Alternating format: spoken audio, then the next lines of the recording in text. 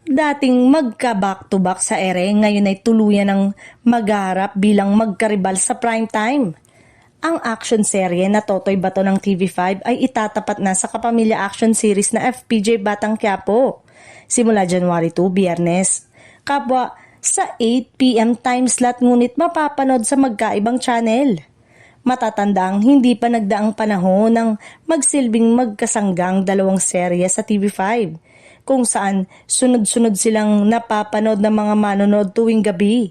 Dahil dito, mas lalong tumibay ang primetime action lineup ng network at nasanay ang audience na sabay na tinatangkilik ang dalawang palabas.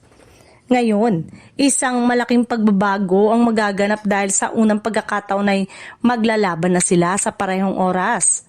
Ang FPJ Batang Quiapo na pinagbibidahan ni Coco Martin ay nananatiling malakas sa ratings at online buzz dahil sa tuloy-tuloy na aksyon, emosyonal na eksena at pagpasok ng mga bigating artista sa kwento.